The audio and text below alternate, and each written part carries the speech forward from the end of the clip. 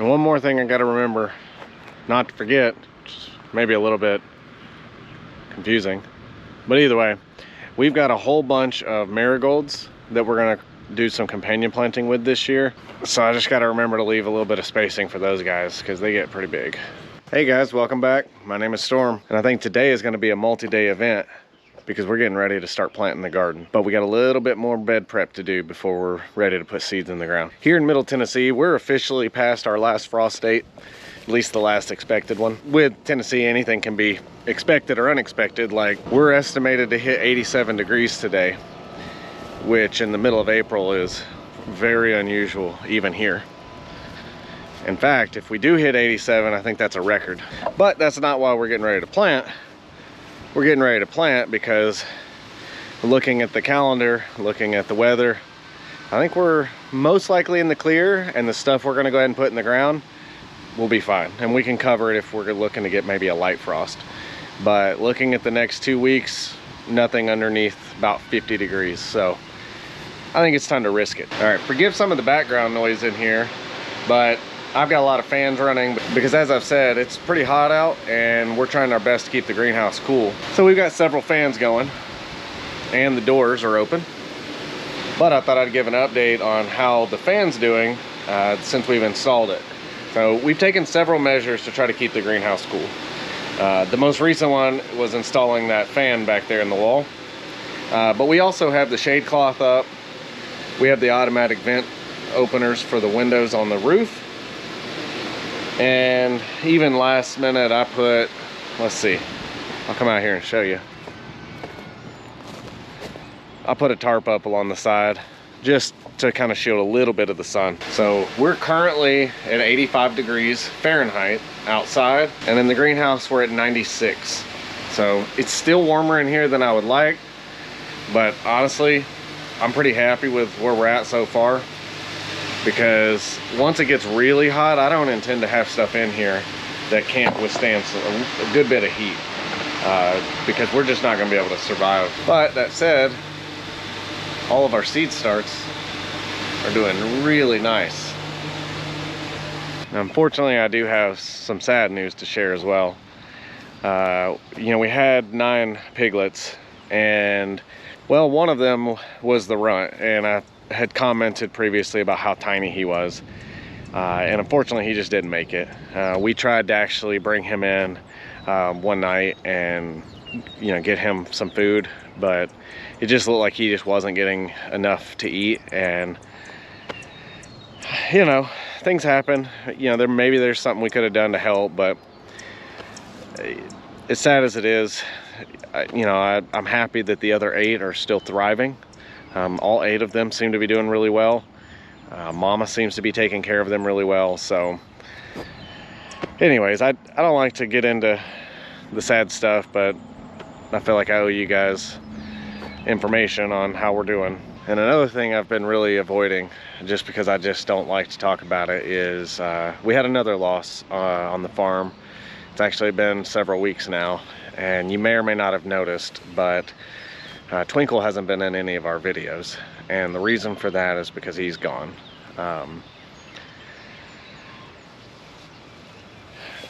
Several weeks back, he showed up not doing really well, and I wasn't really sure why, and he very quickly went downhill.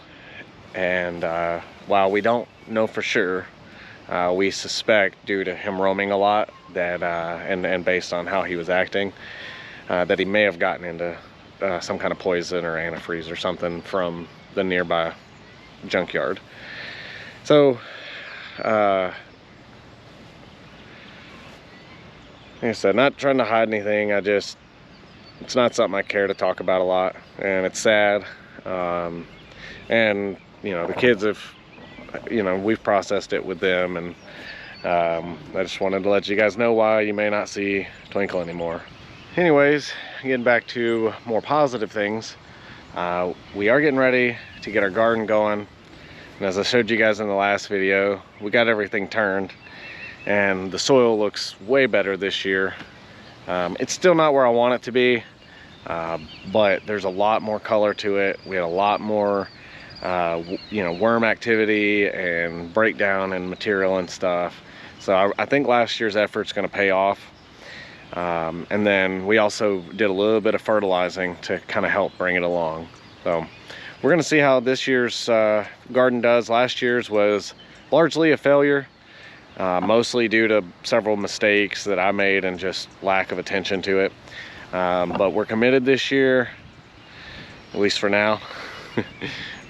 With everything we have going on, we just have to pick our battles. But we're really dedicated to the garden, else I would have never spent the time and money on that. My first goal right now is to actually do a little bit of prep work in here. So I went and bought several T-posts and cattle panels, and I've seen some other people use those as trellises. And last year we had snap peas that we trellised up using, you know, wire and stuff, and it worked, but I did not like it. So I bit the bullet and decided I wanted to do the cattle panel because they're 16 feet long, and I bought 2 of them, and I'm gonna put them in the garden, and I'm gonna use it to trellis my snap peas.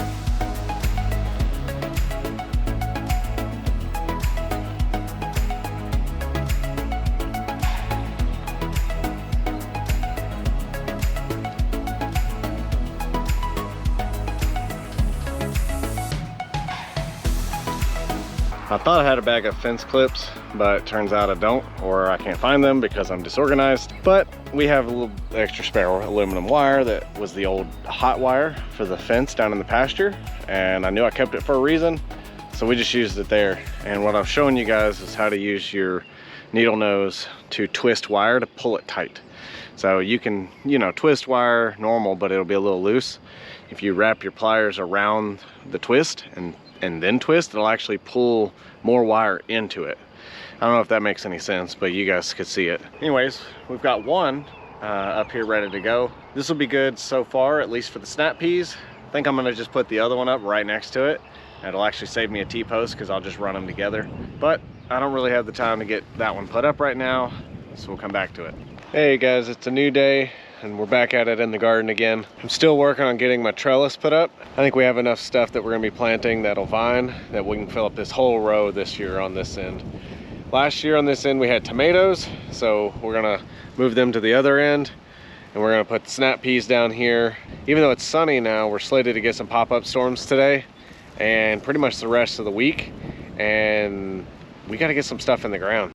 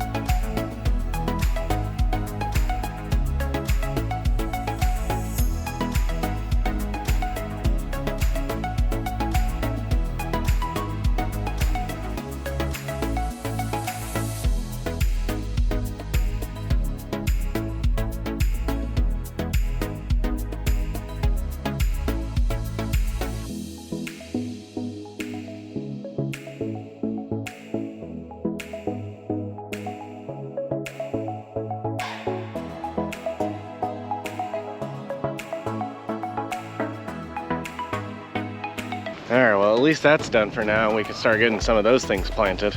And one more thing I gotta remember not to forget, maybe a little bit confusing, but either way, we've got a whole bunch of marigolds that we're gonna do some companion planting with this year. So I just gotta remember to leave a little bit of spacing for those guys because they get pretty big. What's up, ladies? You guys hiding from the sun? What's up, Petey?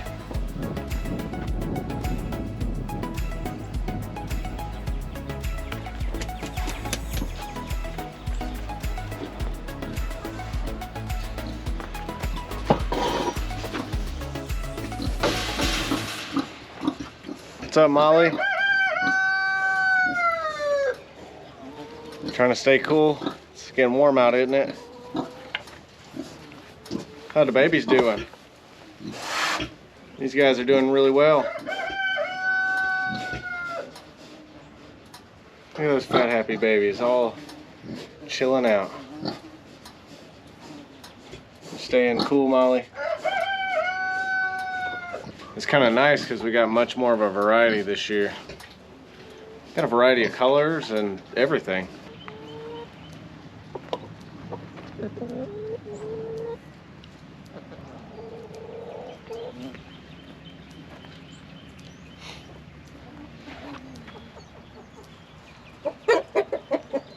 What's up, guys?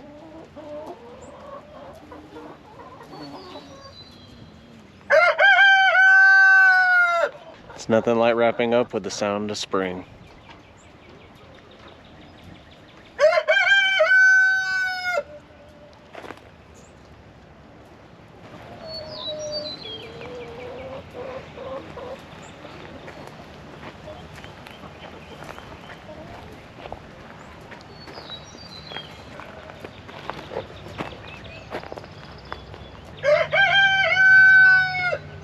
Just kidding, we're calling an audible.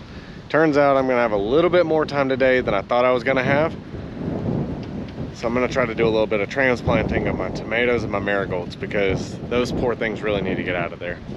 So my plan with the marigolds have been to companion plant these guys around the garden because we had a lot of pest issues last year, and as much as possible I'd like to avoid using chemicals. One thing I know we'll end up using a bit is probably a product called BT, which I can't remember exactly what it stands for, but it's to help fend off like squash vine borers and stuff. And then we'll also use a neem oil. Go ahead and do our best with some companion planting because that's a tried and true method in a lot of cases.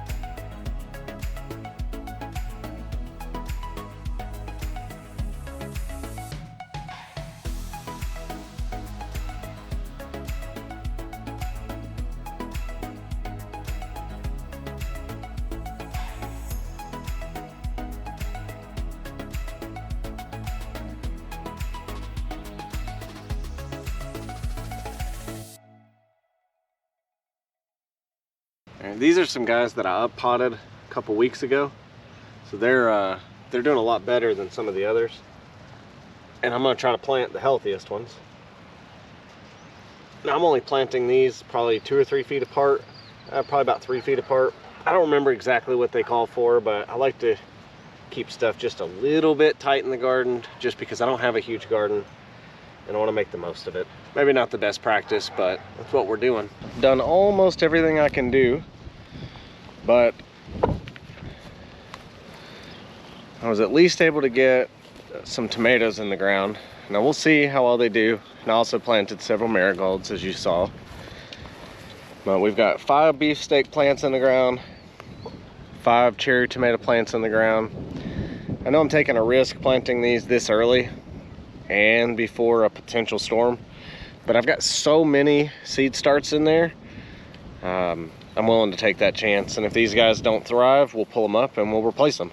Well, I'm gonna go ahead and get some water on these guys and we're gonna call it a day.